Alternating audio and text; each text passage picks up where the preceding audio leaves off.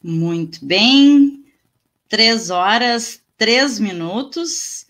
Começamos mais uma edição do Paralelo 30, as nossas edições de lives aqui pela página do Facebook. Hoje, sexta-feira, 11 de setembro de 2020, deixa eu resgatar aqui o registro da temperatura. Temperatura em Rio Grande passa um pouquinho dos 15 graus, sensação térmica 12,5. Umidade relativa do ar 90%, é a informação recém-atualizada do site da praticagem da Barra do Rio Grande. Tá aí, o Marcinho já lançou pra gente a live de número 34. E o tema, a pauta de hoje é movimentos antirracistas no Brasil e no mundo. Nós já temos aqui na tela com a gente também as nossas convidadas de hoje, professora Cassiane Paixão e também a estudante graduanda Jéssica Souza, que vão conversar com a gente sobre esse tema. E eu vou dar boa tarde, né, para as meninas e para o Márcio, e já passo para o Márcio, que hoje quem faz as honras da sala, né, desta sala aqui, né, Marcinho, é ele. A Cássia, não sei se caiu, daqui a pouquinho ela deve retornar. Vocês querem comentar um pouco, Marcinho, sobre a proposta da pauta, né, que tu conversou com a professora Cassiane? Sim. Então, boa tarde. Olha, Jéssica, que responsabilidade, porque se a Cassiane não voltar, tu és a nossa entrevistada. Olha só. A Jéssica é estudante, né, Jéssica? Obrigado por aceitar esse convite, junto com a Cassiane, que é professora de Sociologia na universidade, na FURG, e aceitaram fazer essa conversa conosco, né? Entrou a Cassiane de novo. Pronto, voltou. Sim. Eu estava sem ouvir vocês, agora consigo. Ok, então, tá bom, então, que bom. Cassiane, eu estava, então, dando as boas-vindas, né, a Deca já tinha passado, só um pouquinho para mim, mas obrigado por aceitar esse convite, né, para fazer essa conversa com a gente, né, no Paralelo. Esse tema no Paralelo é recorrente, né, a gente sempre abre esse espaço, porque também é uma das nossas bandeiras, né, e aí obrigado a ti, Cassiane, a Jéssica. Então eu queria primeiro passar para vocês darem boa tarde aí para os nossos, quem nos assiste, né, a todos e todas que nos assistem. Boa tarde, obrigada pelo convite. E daí não agradeço só em meu nome, mas em nome dos colegas do Núcleo de Estudos Afro-Brasileiros e Indígenas, o NEAB, que tem, para além de feito essa discussão na universidade, a gente tem, nesse momento de pandemia, eu acho que a Jéssica vai concordar, porque ela também faz parte do nosso grupo, a gente tem se cuidado, né? É um momento importante de cuidarmos uns dos outros, umas das outras. E é o que a gente tem feito muito no núcleo, e sempre que tem convite para debates com essa temática, novamente é uma maneira da gente se cuidar, né, de estarmos juntas. Então, agradecemos mais uma vez, eu agradeço especialmente o convite. Obrigada, Deca, obrigada, Márcio, obrigada principalmente a Aptafurg. Que bom que a gente possa fazer esse debate ainda pensando e discutindo o que é uma sociedade antirracista, o que é um Brasil democrático. Que eu estava compartilhando lá na página do Facebook da Aptafurg. Jéssica, eu vou abrir teu microfone. Tá, já abri. Boa tarde. Boa tarde a todo mundo que está ouvindo. Agradeço também pelo convite, por estar aqui. Vocês conseguem me ouvir direitinho? Sim? Tá. Sim. E concordo com tudo que a professora Cassiane falou. É uma honra poder estar aqui, poder estar trazendo esse tema tão importante para a discussão. Quer falar alguma coisa? Ou eu? Posso ir? Claro. Não, acho que a Cassiane já participou, a Jéssica não sei se já participou com a gente do Paralelo, então muito bem-vinda. A Cassiane já participou com a gente, a proposta aqui nem é direcionar, né, e trazer, pautar, né, o que vocês vão falar. A gente faz algumas perguntas, traz algumas provocações, assim, a respeito do tema, mas a ideia é que vocês ocupem, né, o espaço trazendo questões pontuais que vocês têm vivenciado, pesquisado, enfim, né, essa é a proposta. É um bate-papo, tá, uma troca. Mas proponho, são 13h08, proponho que a gente comece trazendo, assim, acho que esse contexto mais atual, e aí por que digo contexto mais atual? Né?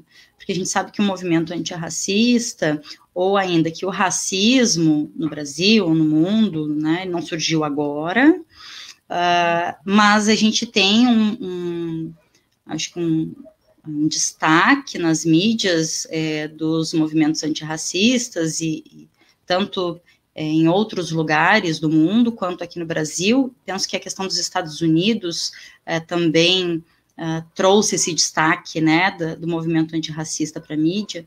Eu não sei se vocês querem começar falando um pouco disso, assim, desse momento, né, que a gente sabe que nos Estados Unidos tem um viés, né, e tem uma história, e que aqui no Brasil, nesse contexto, nesse momento, é outra situação, né, não só do movimento antirracista, mas como a professora Cassiane falou, da nossa democracia e tudo que envolve nessas pautas. Não está ouvindo a gente de novo?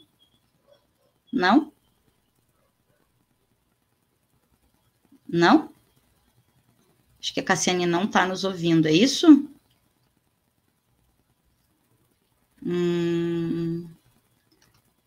Talvez seja alguma coisa no fone. Ela disse que não está escutando aqui no chat. Tá. Tu nos escuta, Jéssica? Escutas?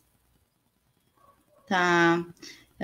Então, quem sabe, se tu quiser trazer um pouco disso, Jéssica, desse momento, assim, né, do movimento antirracista, quem sabe a Cássia tenta acessar de novo o link. Pode ser? Acho que ela foi fazer isso, né? Acho que sim. A Jéssica está um pouquinho travada. A Jéssica congelou. Tá aí. Agora voltou. Não sei se tu ouviu a minha proposta, que acho que a Cassiane saiu para retomar o link. Pode ser? Pouco. Tarde. Que a internet ficou ruim aqui, tá ruim aqui. Mas falando dos movimentos antirracistas. Isso. Que tomaram um boom agora com o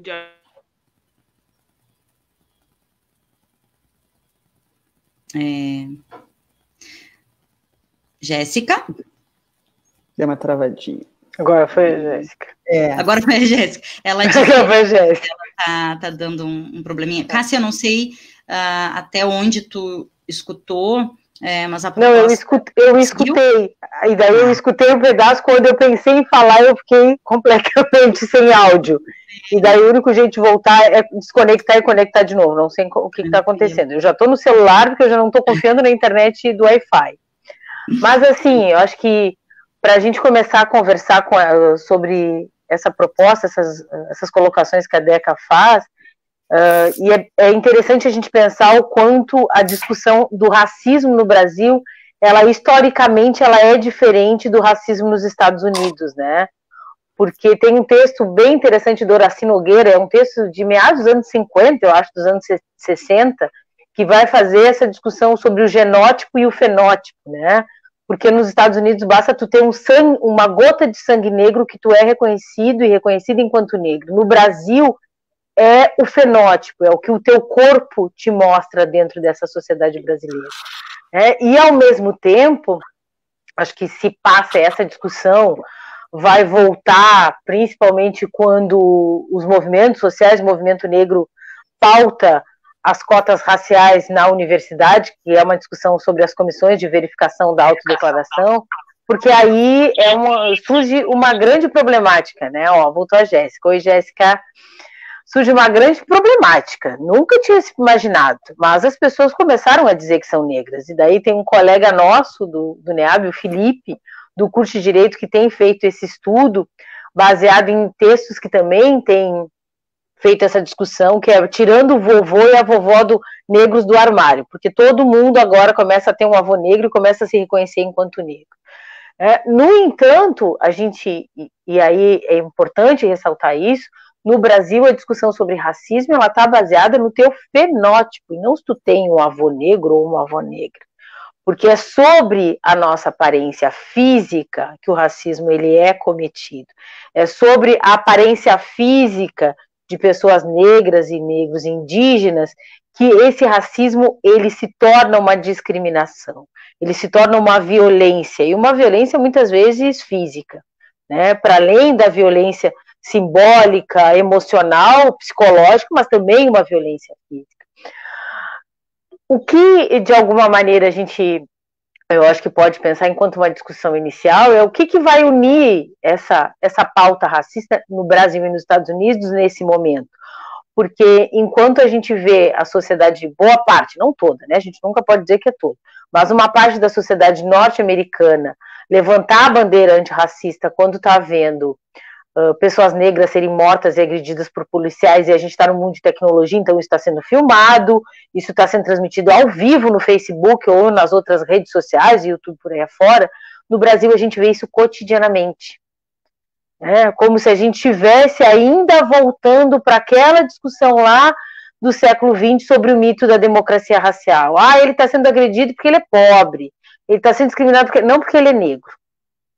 Mas ao mesmo tempo que isso acontece com aquele caso específico, eu acabei de esquecer o nome da pessoa, se vocês me lembrem, no Brasil isso vai ter repercussão sim, né? E novamente a pauta antirracista ela é levada para as ruas, mesmo no momento de pandemia, né?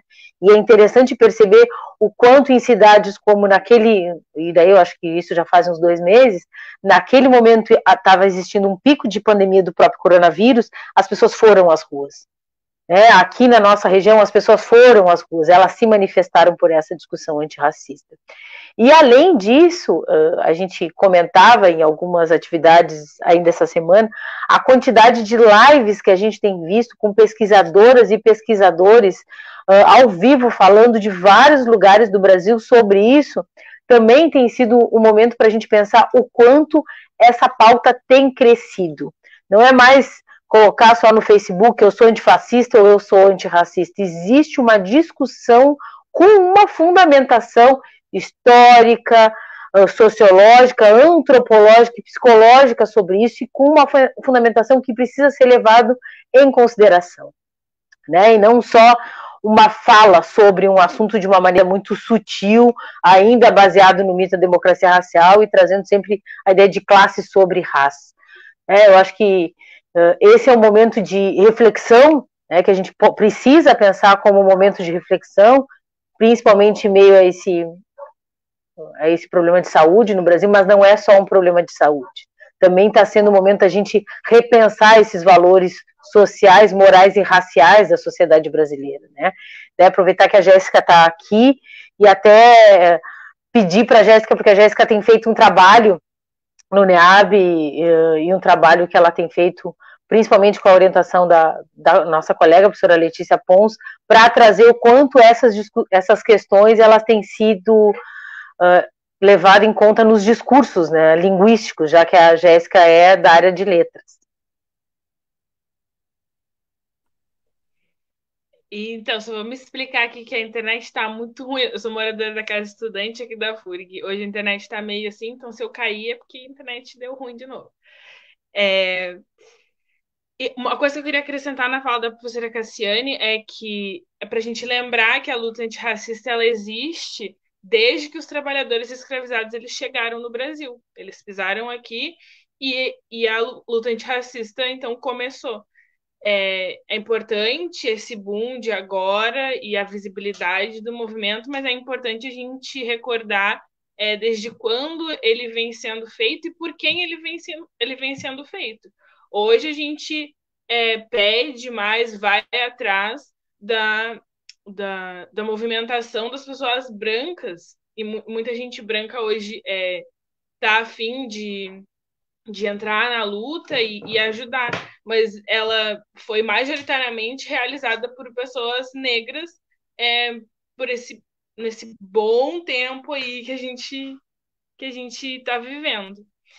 E em relação à minha pesquisa, né, como eu faço letras aqui na FURG, e eu sempre gostei muito da área da análise do discurso, junto com a professora Letícia, então eu venho produzindo algumas pesquisas sobre um assunto que me incomodou sempre, me inquietou sempre, que foi por que quando eu sofria racismo, muitas vezes, as pessoas que estavam perto de mim, né, as pessoas brancas que estavam perto de mim, não conseguiam perceber a violência que eu estava sentindo, mas eu me sentia extremamente mal, extremamente atingida e violentada, né?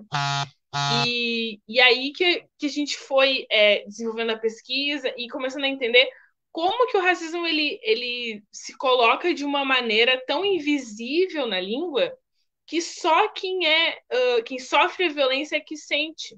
Quem está na volta não sente. Onde que ele está, então? Ele está no falar sutilmente, no falar especificamente, junto com um adjetivo para dizer que foi bonito o que eu falei, eu não quis ofender. Ela é uma negra, mas ela é linda. Ela é negra, mas ela é limpinha. Então, a partir disso, a gente vem estudando como que ele se configura, porque ele tem muitas formas. E uma das formas dele é na linguagem, como ele nos ataca. Por aí. É importante isso, né, Cassiane, Jéssica, né, isso que tu fala, né, essa luta, né, essa antirracista, né, não é de agora, né, por mais que ela possa ser invisível para muitos grupos, né, mas ela existe, né, e a gente não pode desconsiderar, né. Fazendo duas pontuações, essa questão que a Jéssica falou da linguagem, eu lembro sempre, uma vez eu fui fazer uma matéria com um babalorixá sobre práticas sustentáveis, né,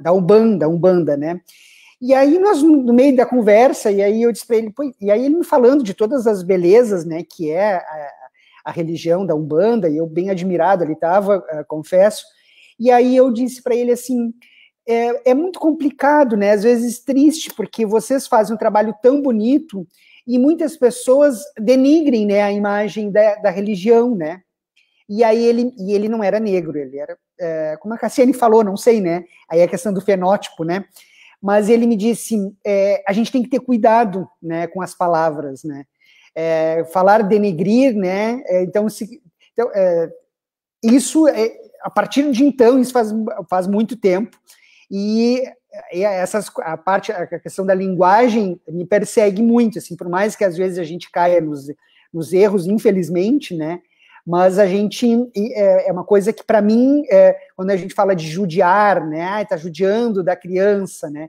então essas coisas me perseguem muito porque eu não consegui mais esquecer disso, né, e eu acho que isso faz parte da luta também, né.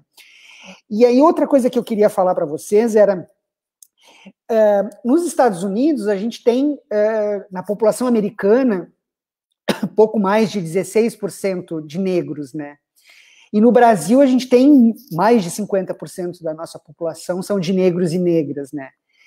E para mim isso também continua sendo racismo, né? Porque a gente tem mais de 50% da população brasileira negra. E esses movimentos antirracistas, né, e antifascistas, eles hoje têm uma grande repercussão, a gente percebe, dentro dos veículos de comunicação, da mídia hegemônica, principalmente nos veículos alternativos. A gente vê hoje muitos influenciadores negros e negras, né? mas a gente continua tendo essa luta, né, invisibilizada. Porque, comparando, né, a gente foi ver hoje nos Estados Unidos, né, a grande repercussão, porque a gente passou vários dias assistindo na televisão as imagens do George Floyd sendo assassinado, desse outro, o último agora que ficou paraplégico, né? Mas no Brasil a gente vê isso cotidianamente. Aliás, a gente não vê cotidianamente, mas acontece, né? Quantas pessoas são agredidas nos supermercados, nas ruas, as pessoas, né, entram numa loja e é perseguida. E a gente, no Brasil, por mais que a gente tenha essa visibilidade, parece que a minha impressão que eu tenho é que a nossa, para a grande maioria das pessoas, essa luta não existe. Assim, parece que a gente só enxerga aquilo que vem de fora. Assim, e nós temos uma população majoritariamente negra sofrendo, né, diariamente. Na pandemia, a maioria das pessoas que foram mortas, que foram, né, tiveram as suas rendas cortadas, reduzidas, foram as pessoas negras, e parece que isso muitas vezes é diminuído, né? Queria que comentasse um pouquinho, Cassiane, sobre isso. É interessante fazer essa análise, porque sempre parece que a gente fica preocupado mais com o outro país do que com a nossa realidade, nosso cotidiano, né? E aí, eu acho que cabe muito o que a Jéssica comentou, porque é importante, eu acho que também a gente ver quem é e quais são esses meios de invisibilidade, né? Volto a dizer, a gente está vendo agora nas lives uma série de pesquisadores negros que eu acho pouco provável que a maioria já tivesse sido conhecida, assim, a grande maioria dessas lives as pessoas conhecessem a todos e a todas. Então, tem muito pesquisador e muita pesquisadora negra, tem muita discussão na área. Eu gosto sempre de citar a Associação Brasileira de Pesquisadores Negros, a BPN, né, que estava antes da própria discussão sobre cota, já traz essa discussão enquanto a formação de uma intelectualidade negra do Brasil. Então, ao mesmo tempo, tu tem todo o movimento negro, o MNU, né, que vai desde o início do século XX fazendo essa discussão, o que a Jéssica comentou enquanto essa resistência. Quantos de nós estudaram Clóvis Moura, que vai falar exatamente sobre esse processo de resistência, né? Um dos livros que a gente estava comentando há pouco no grupo de estudo, na semana passada, que a gente teve uma convidada, a própria discussão do Fanon, a Deca, que é da área da psicologia. Quando é que a gente discute Fanon nos cursos de psicologia? Então, eu acho que é interessante a gente pensar o quanto nós, enquanto sociedade brasileira, não olhamos ou não pensamos durante muito tempo, mas não significa que essa discussão não existisse, né? Não significa que essa discussão não estava ali pautada. E daí, Márcio, eu acho que eu ouso a dizer que, e há pouco eu estava com uma colega nossa, a gente estava uns minutos atrás no processo de orientação da escrita de um artigo, e a gente estava discutindo o quanto o Brasil passou, e às vezes me parece que ainda passa, por uma política de embranquecimento, né? E junto a isso vem um processo de invisibilização da questão racial no Brasil. O quanto lá desde o tempo da era Vargas para um pouquinho antes se passa por políticas imigratórias de embranquecimento, né? Chega-se um momento de imaginar que no final dos anos 70 não haveriam mais negros no Brasil. Então, e esse processo vai para além de um processo de um projeto político, mas também um projeto da consciência da população brasileira, né? E aí, eu acho que além disso, e tem se avançado, acredito que bastante nessa discussão, porque muitas vezes se pergunta, mas tu não quer falar que é negro, tu não quer fazer essa discussão. Há um tempo atrás, no início que se falava sobre a política de cotas na universidade, mas e tu, Cassiane, tu entrou pela política de cota porque tu é negra. Então, e até a tua própria fala sobre a ideia do denegrir, o quanto dentro dos nossos valores sociais a gente foi educado num processo de se colocar enquanto negro ou enquanto negra, praticamente um processo de criminalização do sujeito. E junto a isso vem um processo de invisibilidade, vem um processo de violência psicológica muito severo. o quanto a gente tem trabalhado no NEAB para cada um e cada uma ir falando e falando num programa, porque a gente passou a vida inteira escutando que precisa se calar, né, que para ascender em alguns lugares a gente precisa ficar quieto e só fazer o que alguém te diz para fazer. Isso é muito complicado. Eu acho que, para além de pensando que existe sim uma resistência, sempre existiu uma resistência dessa população negra no Brasil, também há esse processo muito violento psicologicamente para fazer com que isso não exista, com que a gente recuse a própria ideia de negritude, com que a gente recuse dizer que entrou na universidade por cotas raciais, que a gente se recuse a fazer o serviço público, né, por mais que exista todo um processo de cota especificamente para a raça no serviço, porque a gente se recuse, né, porque acho que isso fica dentro de uma lógica ainda maior do próprio mito da democracia racial, da própria ideia de não, mas não existe isso, existe quem tem mérito e quem não tem, quem é merecedor e quem não é, isso, apesar da gente que tem feito um trabalho há um tempo saber que isso são falácias, né, para além de equívocos, isso são violências, eu ouso dizer que isso ainda está muito presente na sociedade brasileira, que ainda é muito difícil levar, por exemplo, no espaço que eu ocupo enquanto professora universitária, essa discussão para um espaço de sala de aula. Ainda é muito difícil. Já existe, daí a gente tem... Vou ir falando enquanto a Jéssica tenta voltar pela internet. Pronto, voltou, Jéssica. Ainda são questões muito difíceis de ser trabalhada, por mais que vários avanços, e a gente precisa reconhecer isso, vários avanços têm sido feitos e em nenhum momento esses avanços foram por benevolências do Estado brasileiro, mas por luta do movimento negro, como bem lembrou a Jéssica, de um processo de resistência histórico da população negra e também da população indígena, mas a gente ainda, e daí para a gente perceber, né, existe uma resistência, existe uma legislação, mas a gente ainda está vendo, como bem comentou o Márcio, que as populações mais atingidas desde o processo de saneamento básico, saúde pública e educação pública nesse tempo de pandemia, quem é a população negra, é a população indígena. Gurias, não sei se a Jéssica, parece que a imagem dela está travada, vamos ver. Vamos ver se melhora o sinal ali, senão ela acessa de novo.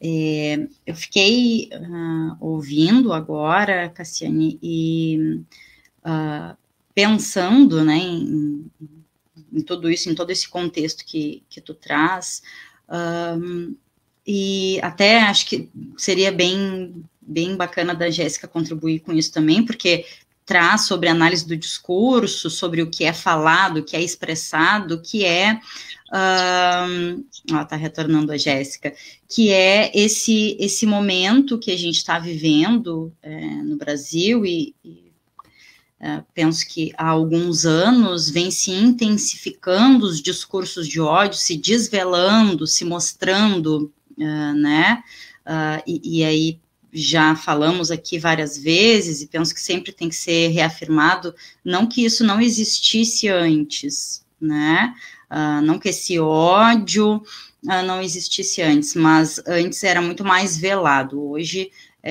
né, com o avanço do fascismo, e não tem como não trazer o racismo junto nisso, os discursos, e aí por isso que ainda falei em ti, Jéssica, quando tu saiu e resgatou o link, ainda te acho que seria muito bacana a Jéssica conseguir falar, porque isso tem muito a ver com a análise do discurso, né? Bom, tá tudo sendo muito posto, e muitas pessoas, por vezes, entendem que bom, mas tinha melhorado tanto, por que isso voltou agora, ou por que isso está acontecendo agora? E acho que junto com o que a Cassiane coloca, que muitos dos avanços, das conquistas que existem, e sim, elas existem, são, né, de mérito do movimento e de muita luta do movimento, né? Então, não sei se tu quer trazer um pouco disso, Jéssica, e a Cassiane também depois, se quiser contribuir. Aproveitar para falar agora que a internet está bem, eu acho. Um fato importante de comentar é que quando a gente fala em Brasil e Estados Unidos, a gente está falando de racismos diferentes. E aí, né, de modo de operação de racismo diferente. E lá, o que a gente consegue enxergar, né, daqui de longe, é que ele vai ser muito mais explícito, muito mais, não sei se muito mais violento, mas muito mais explícito. Porque no Brasil a gente vai ter uma violência tal qual, só que ela vai se organizar de uma outra forma. E aí que é um dos mecanismos que eu tinha dito da outra vez. Por não ser tão explícito, a gente tende a achar que aqui tem menos, ou que aqui é ótimo, ou que quem não é negro no Brasil? Todo mundo tem um avô negro no Brasil, uma avó negra no Brasil.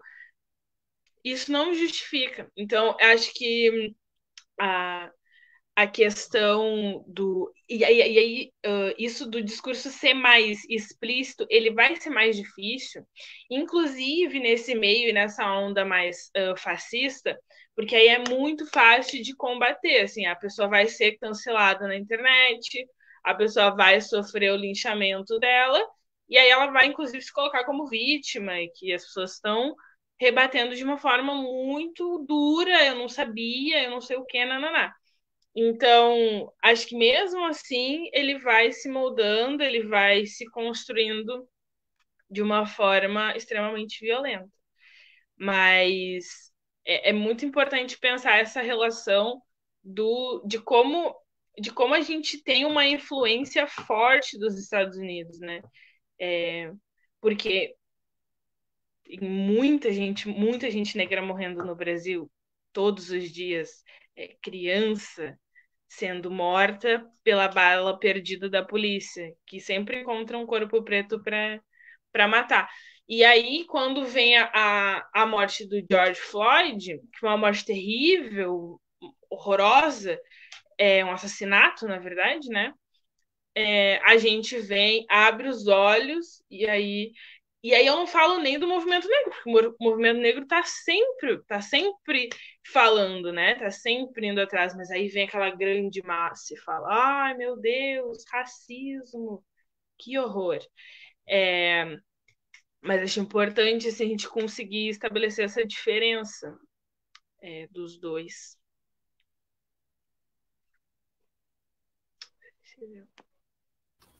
Acho que a Cassi... eu queria falar trazer no Brasil, aquele caso na família, aquela família, um músico no Rio de Janeiro que morreu porque estava com a família passando na Blitz e o exército não deu um tiro, né, para poder parar, né? Foram não sei quantos, não me lembro agora, mas muitos tiros, 200 tiros, né? E ele foi assassinado, né? E claro que tem repercussão esses casos mais extremos aí, porque, né, de alguma forma, não tem como ter esse debate. Mas no dia a dia, né, como a Jéssica falou, quantas outras morrem nas favelas, nas comunidades, né? E isso acontece, porque o Brasil, eu acho que, Jéssica, o Brasil... para mim, o grande problema do Brasil é que nós não nos enxergamos racistas, né? Porque o Brasil é um país racista, né? Muitas pessoas dizem, né, que a gente vai encontrar aí no nosso dia a dia, que a gente conhece, que vai dizer que não, enfim, mas o Brasil é um país racista, né? E até aproveitando isso, a gente estava comentando ontem na reunião, né, Jéssica, sobre os discursos que surgem. Não, mas eu não sou racista, eu sou casado com uma menina negra, não, eu não sou racista, o meu avô é negro, e por aí afora.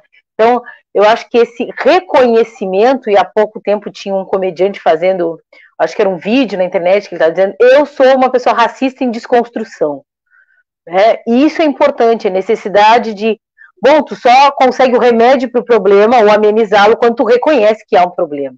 Eu acho que isso na verdade, um grande avanço. E daí eu falo de uma maneira muito específica, muito individual minha, quando começou aqueles... Como é que é o nome daquela coisa redondinha que a gente bota na fotinho do Facebook? Eu me esqueci o nome, não é logo, é outra coisa. Avatar? É o Avatar, né?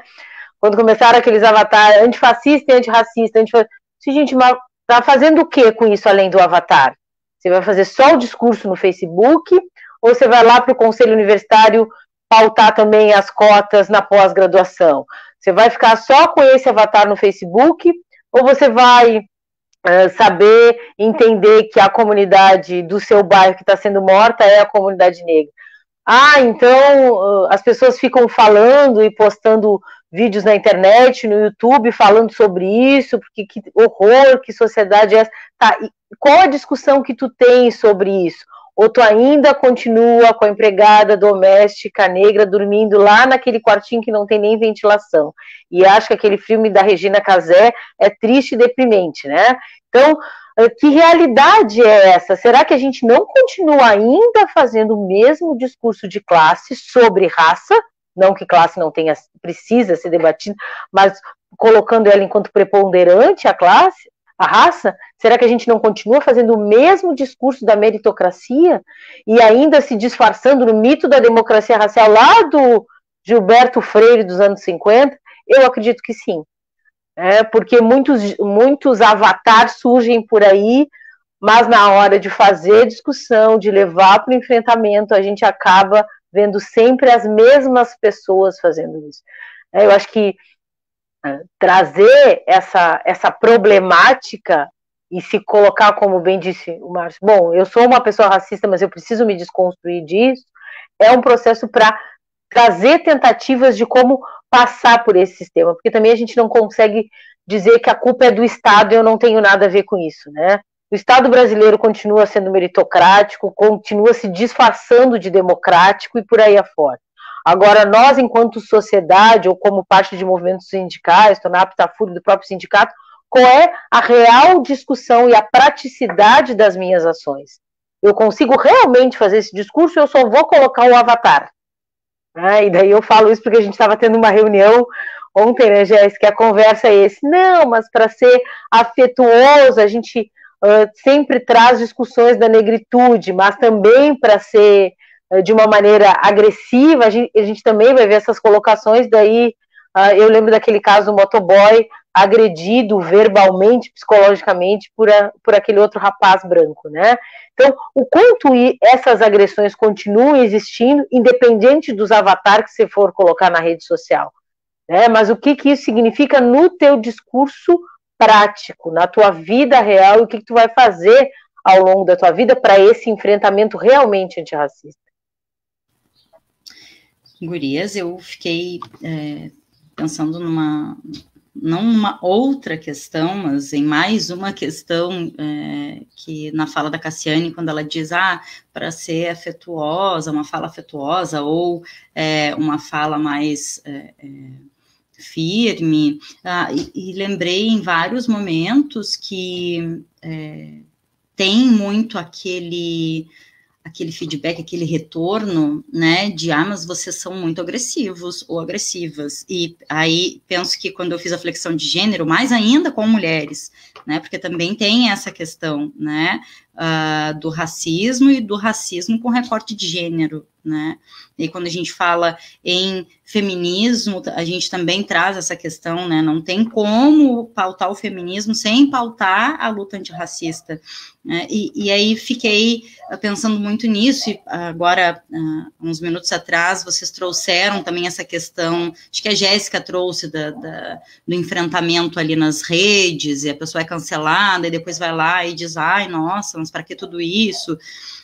Porque o retorno sempre vem como se o movimento fosse muito agressivo, muito violento, e não é por acaso, né, que se coloca essa característica, né? Não sei se vocês querem trazer um pouco sobre isso. O que eu penso é que não tem como não ser agressivo. Existe sim o estereótipo, né, da mulher negra raivosa, mas gente, pensa, se tu fica apanhando, tu toma na tua cara todos os dias, e cada tapa que tu toma na tua cara, tu fala, ai, meu amorzinho, tu entende que isso é errado, porque me machuca. Gente, chega uma hora que não dá, que que precisa ser agressivo, né? Eu acho que foi até a Angela Davis que falou que a raiva ela não é uma coisa ruim. A raiva é uma coisa boa. A gente vai aprender a lidar com a raiva de uma maneira ou de outra. E é isso, assim. Acho que essa imagem também ela é trabalhada para desmerecer o movimento, né? Dizer, ninguém tem paciência, então, para me ajudar. E também aí vai me lembrando outras coisas, né? Que às vezes parece que a gente tem a obrigação de ensinar tudo para o branco de uma maneira muito didática e calminha. E se puder dar um selinho depois de aprovado antirracista, é ótimo ainda. E não é, sabe? Muita coisa que a gente sabe, muita coisa que a gente discute é porque a gente sentou nossa bunda e a gente estudou. Então, cabe ao branco também sentar e estudar e não esperar sempre que o negro responda e responda da maneira que quer. Então, acho que é isso, sim. Eu procuro não ser raivosa, mas tem vezes que não dá e tá tudo bem, eu vou ser uma cavala e, bom, a pessoa vai lidar com isso. Mas eu, assim como outras pessoas, não. Outras pessoas negras têm paciência, sentam e conversam. Ótimo, eu fico muito feliz. Também faz parte, né? A gente é diverso. Ô, Jéssica, né, eu acho que parte assim, alguém me explica, né? Alguém precisa explicar para alguém branco para explicar sobre as coisas que são da cultura. Não, né? Ninguém precisa explicar, né? Por que é que nem quando a questão do LGBT, né? Alguém gay precisa explicar, é que nem contar para a família.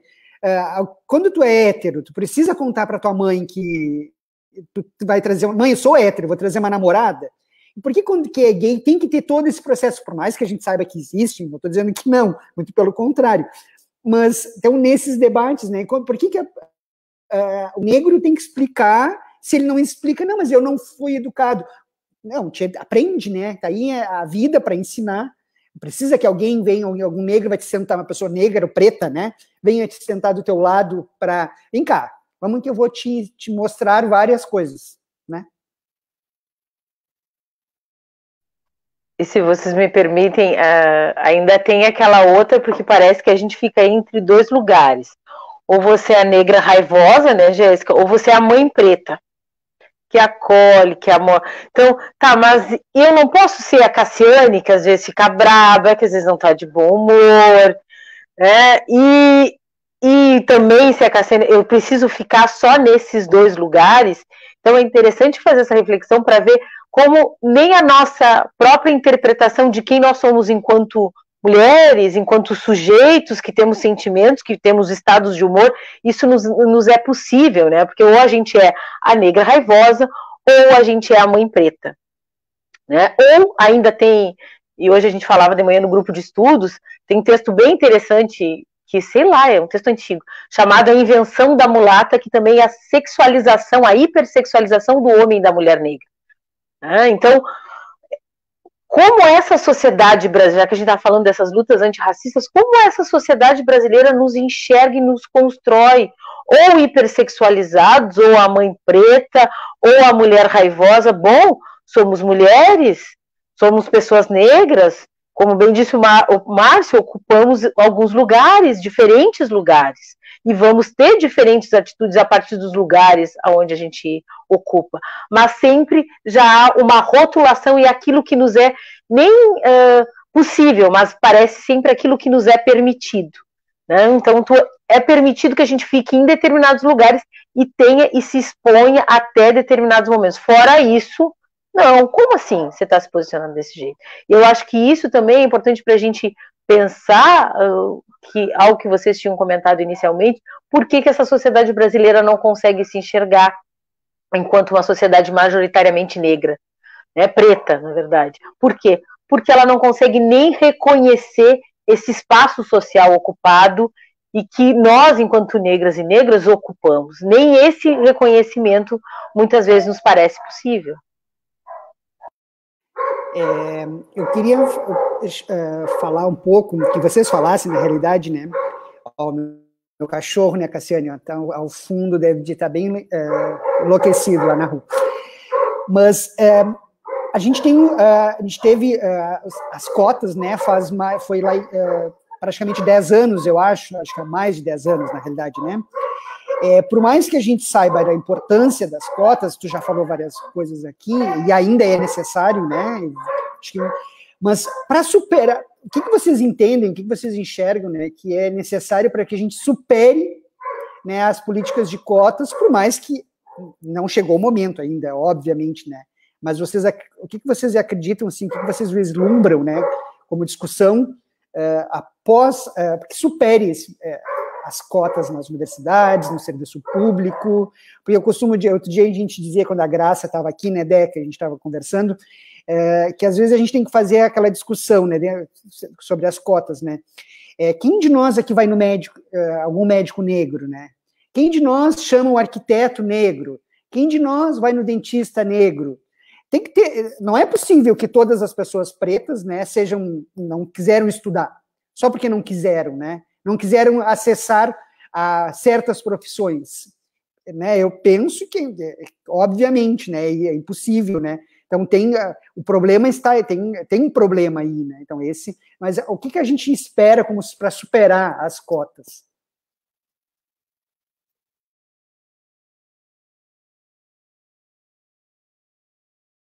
Da Jéssica, Cassiane, quer começar, Cassiane? Tá fechado o teu microfone, Cassiane. A gente fica sempre nessa, né? Quem vai primeiro? Vou eu, vou ela. Vou começar, tá, Jéssica? Aí depois dá segmento no baile. O Márcio estava brincando dos cachorros, porque essa semana eu estava comentando que eu fiz também uma live e minha cachorra apareceu, pulou atrás de mim, quase derrubou o computador. Eu tinha feito um cenário tão bonitinho atrás, tive que sair do computador e sentar no sofá. Faz parte. Eu acho que foi importante o Márcio trazer essa discussão de cotas, porque eu gosto sempre de lembrar que as cotas de ingresso na universidade, que é a Lei 12.711, ela é cota social, porque a metade que entra é de escola pública. E dentro desse percentual é que existe um outro percentual de cota racial. Porque ainda, por incrível que pareça, foi de 2011, 11, né, Jéssica? Nunca sei se é 11 ou 12, foi 11, né, essa legislação? 12? Nunca sei se é 12, de 12. A gente fala de que parece que é cota racial, não é. A cota do ingresso à universidade é social, e dentro dela, dentro desses 50% é que tem o recorte racial. Diferente da cota do serviço público, que eu estou fazendo trabalho com a Ellen, estudante do direito, e servidora do IFSU, sobre a 12.990, que é a cota do serviço público. Essa sim é uma cota racial. E daí a gente vai ter, dentro de duas leis, ou seja, o Estado reconhece que há a necessidade de ações afirmativas no serviço público e de ações afirmativas na universidade, mas outra coisa é a implementação delas. Da universidade já deve ter tido várias discussões aqui, eu já participei de algumas delas, a nossa companheira Graça também já deve ter feito várias, algumas eu já escutei. A gente sabe na universidade como tem sido essa implementação, a necessidade de ter comissões de verificação da autodeclaração, o quanto ainda, isso é muito recente, ou seja, foi 2012, gente, 12, 13, 14, 15, 16, a gente está tendo agora em 20 as primeiras turmas, de 17 para cá, as primeiras turmas que passaram, que ingressaram nas cotas raciais. E essas primeiras turmas, a gente está vendo aqueles e aquelas que estão ingressando agora no doutorado. Então, ainda é muito incipiente para a gente dizer que já tem, que já deu. Não, a gente não tem ainda esse reflexo para perceber pesquisadores, doutores que fizeram a graduação. Ainda tem alguns, mas isso ainda é muito incipiente. No entanto, acho que uma coisa fantástica que tem acontecido, eu tenho participado, eu brinco que eu não sei se é os 40 anos que me deixaram muito emotivo, ou é realmente esse movimento de enegrecimento na universidade, porque tu tem alunos fazendo trabalho de conclusão de curso sobre o rap, sobre o Djonga, sobre o movimento quilombola, sobre as resistências dentro da sua comunidade, sobre plantas e saberes tradicionais, e quem traz isso são essas pessoas. É a população negra, é a população afro que tem cotas indígenas e quilombolas, é a população indígena, é a população quilombola, que olha para si mesmo, se entende enquanto intelectual e enquanto responsável por trazer esses saberes que estão dentro das suas comunidades. E isso, para mim, é uma revolução epistemológica, porque você está tendo e está observando esses conhecimentos ali, tendo que serem reconhecidos pela universidade, que a gente sabe que é branca, que é eurocêntrica, que ainda é extremamente positivista. Mas eles estão tendo que reconhecer, sim, com todos os poréns dentro da graduação, com todos os poréns possíveis e mais aqueles inimagináveis, né, que a gente que acompanha estudantes negros, estudantes indígenas tem percebido e tem vivenciado de uma maneira muito próxima, mas isso está acontecendo. Então, eu acredito muito que está se passando por um processo de enegrecimento na universidade. Tem um colega nosso, o Edivan, que tem feito um trabalho, a gente começou fazendo o trabalho pelos ingressos e agora a gente está buscando o dado dos egressos para ver que há uma modificação nos cursos, sim. Tinham cursos, como por exemplo o curso de medicina, que não haviam alunos negros, não haviam, a gente foi olhar dados estatísticos, né, não haviam, as cotas, vai ter 2 ou 3 sim, mas 2 ou 3 vão fazer a diferença sim. Como você disse, você vai no médico e vai ter um médico negro preocupado, por exemplo, com anemia falciforme e está entendendo o que ela é. Né, com a pressão alta, que vai entender que tem uma discussão racial por trás disso. Isso tem sido bem importante, diferente ainda, e daí são algumas pesquisas, como eu disse, a Ellen tem sido alguém que tem trabalhado nessas pesquisas junto comigo, a implementação da 12.990, que é do serviço público. Tem municípios que burlam a lei federal e estão colocando o seu próprio percentual. E, além disso, no ingresso, você vai ver aquele servidor negro que vai ficar lá no fundo da sala, que vai ser para ele que o chefe vai pedir o cafezinho, ou pedir para passar uma vassoura na sala no início do expediente. Então, para além da implementação, qual é a efetividade, como esse servidor tem sido pensado dentro da sua instância, dentro do seu espaço de trabalho que é público. Ainda se tem muito para avançar, como eu disse, eu acho que dentro das universidades a gente tem visto esse avanço a passos muito largos, mas a gente sabe que políticas públicas são assim, e a nossa conversa vai mostrar que a sociedade brasileira ainda não consegue entender de uma maneira majoritária e não quer entender, não é nem que não consegue, acho que não quer entender que é uma sociedade racista, mas eu acredito que tanto a 12.990 quanto a 12.711, que são essas leis sobre cotas na universidade e no serviço público, elas se juntam ao movimento de conquistas do movimento negro, né? E daí a gente não pode esquecer da tão importante 10.639, que é aquela que institui História e Cultura Afro, depois indígena, ou 645, nas escolas. Ou seja, você vai ter que estudar isso, não é o professor de artes que vai ter que fazer isso, não é só a professora de história, isso precisa ainda ser pensado,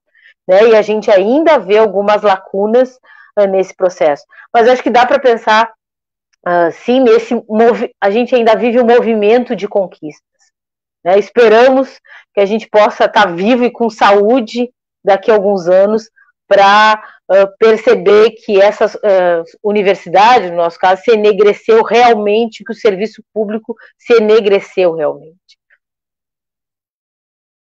Hoje a gente, antes de passar para a Jéssica, né, a gente que trabalha dentro da universidade, a gente circula, né, e a gente encontra, como a Cassiane falou, tu encontra indígenas, hoje a gente encontra pessoas pretas. Eu trabalho na universidade há 23 anos, e a gente, como tu falou, eu trabalho perto, muito próximo ao curso de medicina, curso de enfermagem ali, da biologia.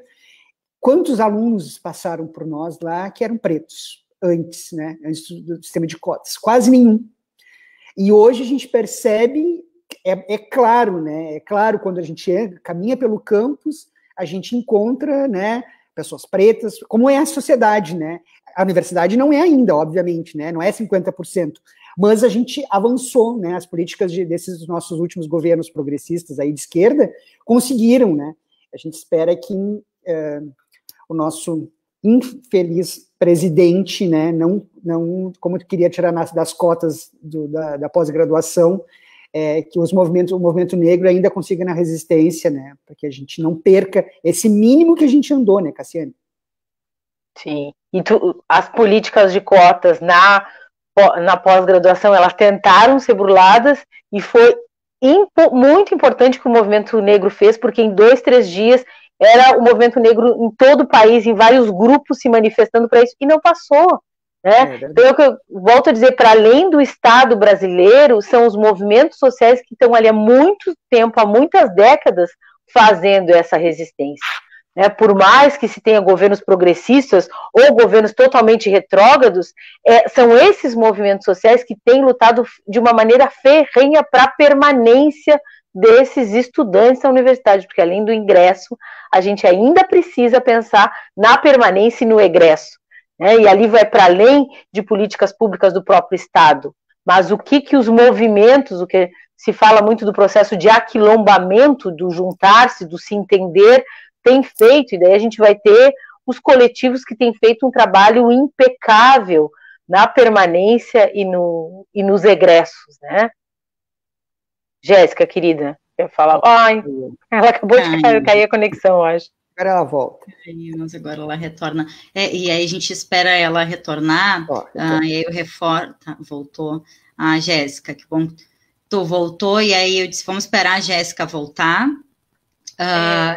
Que eu quero só avisar que a gente está se encaminhando para o final, tá? Mas vou devolver para ti, para tu trazer a tua contribuição aí. Tá. Concordo com tudo que a professora Cassiane falou muito bem. Mas eu acho que ainda, antes da gente discutir o final das cotas, a gente precisa discutir o que vem antes dela, né? Como que a gente tem incentivado os alunos do ensino médio negros a entrarem na universidade? Tem acontecido esse incentivo? A professora Cassiane, junto com a Vanessa, tem um projeto muito bonito que se chama Cara Gente Branca, Eu Estou na Universidade, se não me engano, esse é o nome, né? E que são alunos negros indo até as escolas de ensino médio falando, galera, a gente está na universidade, eu curso isso, eu curso Direito, eu curso História, eu curso Letras, a gente tem cotas, a gente tem acesso, tem auxílio, enfim, e aí o que se vem percebendo é que os alunos não sabem, não têm essa informação, né? Às vezes, o jeito que a gente recebe as cotas na escola é já de uma maneira muito ruim, que é tipo, nossa, se tu é cotista, tu não merece, enfim.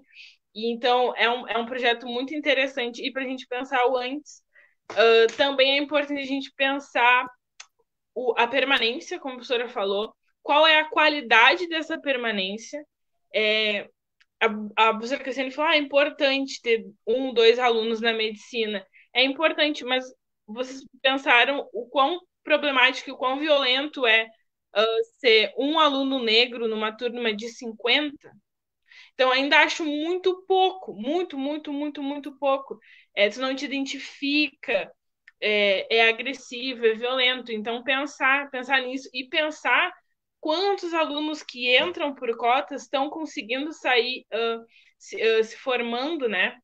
Sair formado, não por não tenho capacidade, porque é um espaço extremamente racista, é difícil para todos. E para a gente tem o plus de que tem o racismo, né? De que vai ter o corte ali e que vai doer muito mais. Então, é muito importante. As pesquisas que vêm sendo desenvolvidas nessa área são de extrema importância para que a gente consiga ver de fato quais são os resultados das cotas.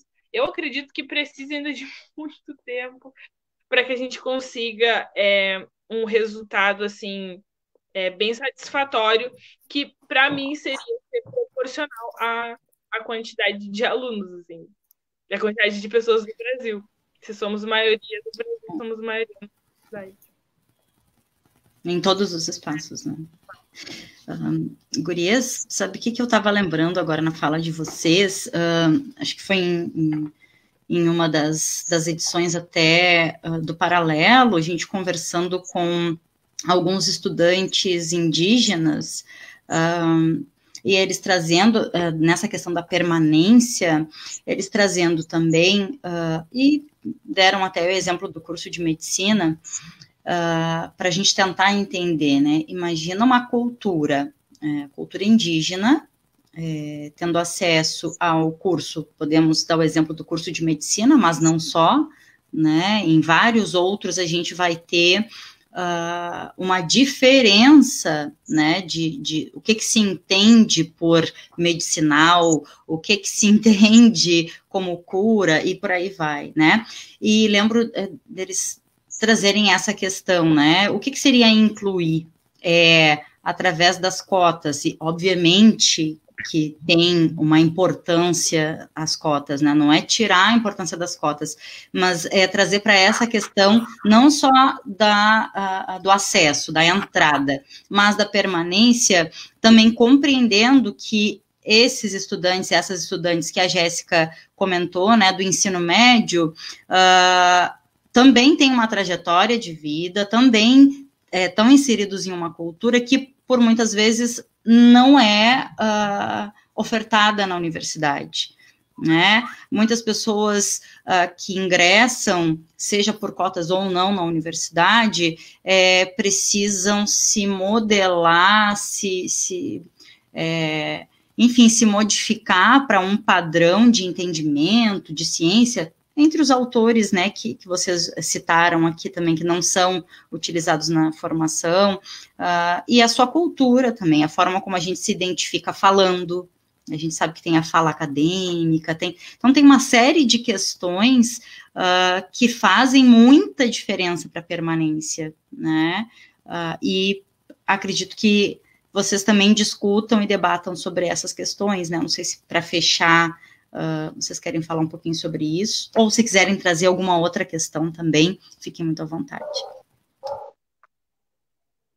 Até para ir fechando, agora eu vi que já deu 1 hora de live, eu não tinha percebido, mas assim, isso daí que é importante, a Jéssica ressaltou, o ingresso, o processo que antecede o ingresso, né, eu enquanto um jovem do ensino médio, eu posso entrar por cota na universidade, o que isso significa, né? Porque a gente ainda tem isso de não se reconhecer enquanto negro, achar que cota é algo muito vergonhoso, e daí a gente escutou durante muito tempo que cotas raciais era a porta dos fundos, e quando a gente começou a perceber e visualizar as fraudes na universidade, as fraudes nas cotas, né? Não era a porta dos fundos? O que tanto branco fraudador quer entrar pelas portas dos fundos? E, no entanto, isso mexe muito, porque está se falando sobre 2 ou 3 pessoas negras que poderiam ter acesso, né? Mas eu acho que, até para finalizar e fazer esse encaminhamento que tu disse, esse projeto que a Jéssica comentou, a gente tem ido nas escolas, não vou lembrar, mas eu acho que umas 4 escolas no ano passado, e tem sido isso tem sido muito legal. É o nosso projeto de extensão, a nossa menina dos olhos, como a gente diz, porque não é só o ir para a escola, também são os estudantes que nos acompanham nesse projeto, que são de diferentes cursos, e que conseguem perceber o quanto eles são representativos para aquela gurizada lá do ensino médio, que às vezes em escolas tão próximas da universidade se vê tão distante, próximas geograficamente, se vê tão distante dessa realidade de poder estar num curso de ensino superior, né? E o quanto esses estudantes do curso de Direito, a Vanessa que está no projeto comigo, da Engenharia Bioquímica, da Geografia, quando se colocam, e esses jovens do ensino médio acabam vendo, há uma ideia de representatividade, isso é muito importante, né? Tu poder te visualizar e ver que é possível, né? Tu fazer uma faculdade de História, uma faculdade de Geografia, ter a possibilidade de fazer uma faculdade. E daí a gente tem tido, nesses espaços assim do ensino médio, depoimentos muito importantes, muito interessantes, que nesses últimos anos, que têm sido espaços duros, né, para a gente continuar defendendo e discutindo negritude, discutindo ação afirmativa, discutindo cota, esse acirramento, esse enfrentamento se tornou ainda mais denso nos últimos anos. Isso tem sido uma maneira para a gente se revigorar também enquanto parte da universidade, e seguir. E além disso, e daí eu falo isso, encerro a minha fala e passo para a Jéssica, Eu queria até aproveitar a oportunidade de convidar quem está nos assistindo, né, já que é uma live. A gente tem tido, desde o início da pandemia, desde o finalzinho de março, um grupo de estudos que já vinha, o grupo de estudos do NEAB, fazendo algumas atividades, acho que há uns 3 anos, mas nesse ano começou a pandemia, a gente parou. E um dos alunos chegou e disse, não, vamos voltar no grupo de estudos. E a gente se reúne de março até agora, hoje foi dia, né, Jéssica? Todas as sextas-feiras, das 10 às 12 horas, fazendo uma série de discussões. A gente agora tem levado algumas convidadas, já que estamos no mundo virtual, isso nos possibilita algumas coisas, né?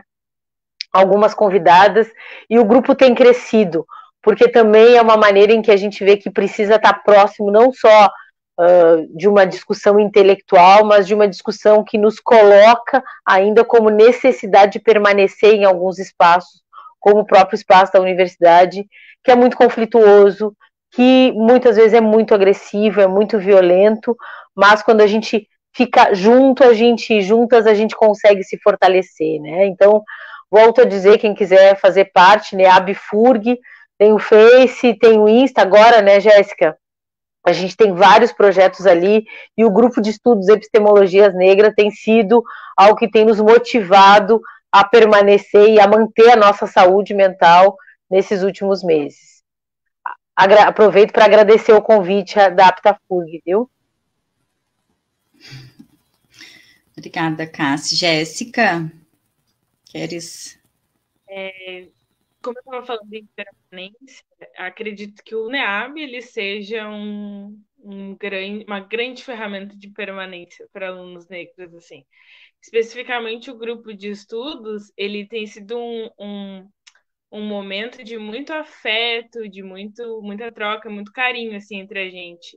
E é super, super bom, super bonito. E é isso que a gente precisa também dentro da universidade, né? Não é só conteúdo e saber e tudo mais. A gente precisa um pouco desse carinho que às vezes falta e que ali a gente consegue. É muito bonito.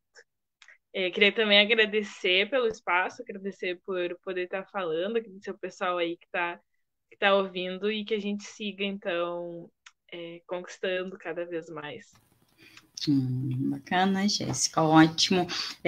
Vi que o pessoal tá comentando ali, e o pessoal do Epicentro da Caralha pediu se a gente consegue deixar nos comentários, né, que a Jéssica e a Cassiane fizeram um convite aí pro grupo, a gente coloca ali, pega o link no Face, coloca ali depois nos comentários, sim.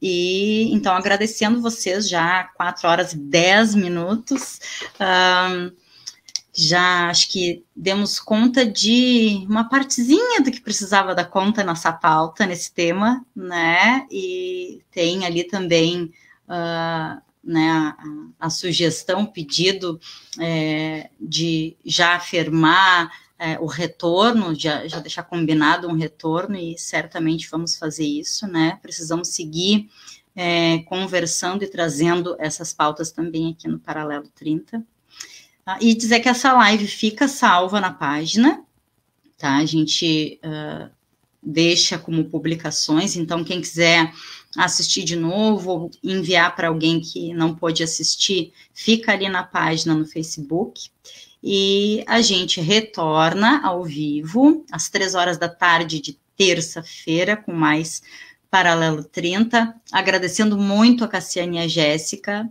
por estarem aqui com a gente.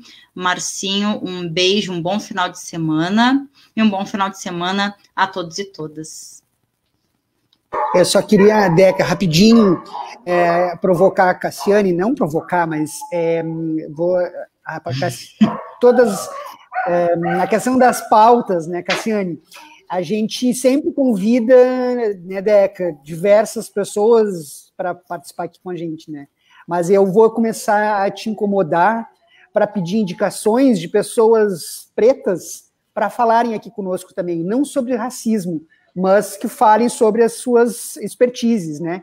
Porque, obviamente, né, todas as pessoas pretas e brancas têm os seus conhecimentos. Acho que ela não está ouvindo. Falhou aí? Mas aí depois eu incomodo ela pelo WhatsApp, pedindo umas indicações de pessoas que a gente sempre vai procurando para trazer como entrevistados aqui no Paralelo. Porque, como a Mariazinha falou ali, né? Seguimos, essa luta é nossa. Tá certo, então. Agradecer muito vocês, gurias. Um abraço em todos e todas, um ótimo final de semana e até terça-feira.